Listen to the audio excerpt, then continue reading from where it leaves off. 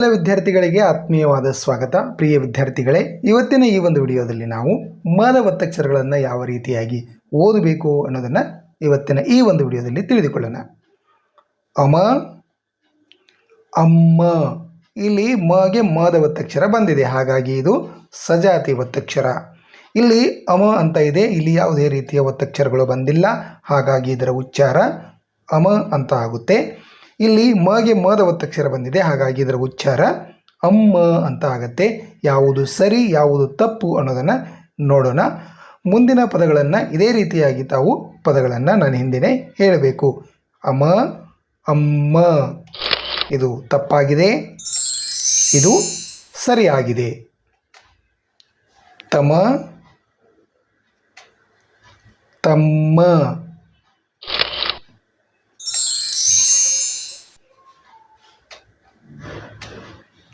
ತಿಮ, ತಿಮ್ಮ.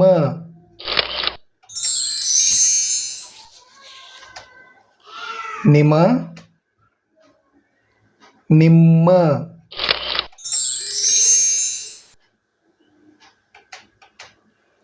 ನಮ, ನಮ್ಮ.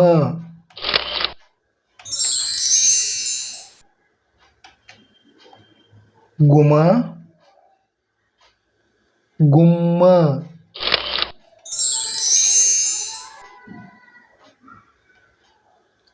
ದಿಮಿ, ದಿಮ್ಮಿ.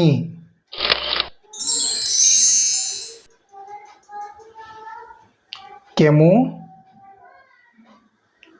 ಕೆಮ್ಮು.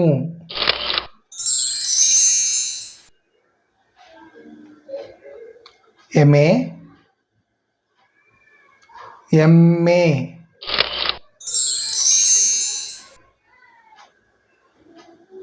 ಹೆಮೆ, ಹೆಮ್ಮೆ.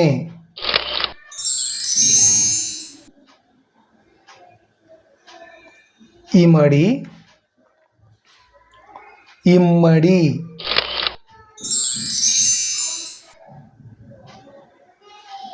ಕೆಮಣು,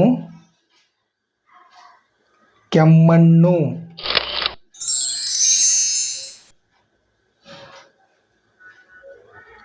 ಗೊಮಟ, ಗೊಮ್ಮಟ.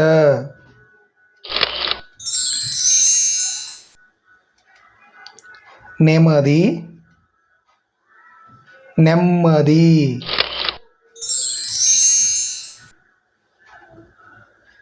ಸುಮನೆ, ಸುಮ್ಮನೆ.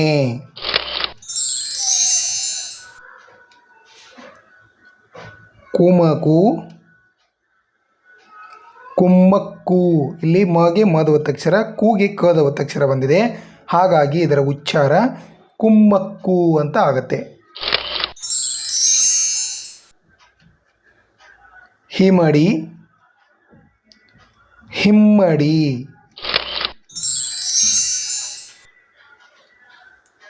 ಹುಮಸು, ಹುಮ್ಮಸ್ಸು. ಇಲ್ಲಿ ಮಗೆ ಮದ ಒತ್ತಕ್ಷರ, ಸೂಗೆ ಸದ ಒತ್ತಕ್ಷರ, ಹುಮ್ಮಸ್ಸು ಅಂತ ಆಗುತ್ತೆ. ಹೇಮರ, ಹೆಮ್ಮರ.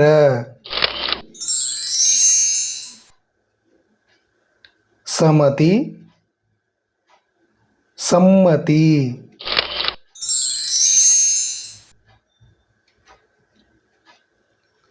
ನಮನೆ, ನಮ್ಮನೆ.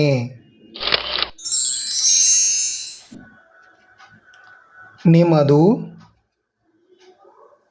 ನಿಮ್ಮದು.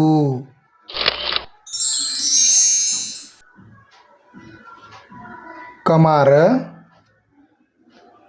ಕಮ್ಮಾರ. ಚಮಾರ, ಚಮ್ಮಾರ.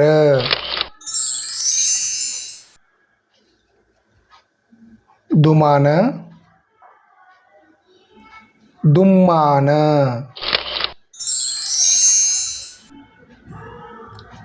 ದುಮಿಕಿ,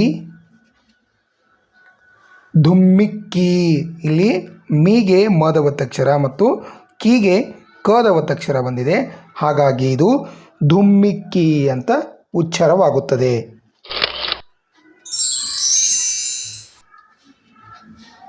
ಚಿಮ್ಮುವ, ಚಿಮ್ಮುವ.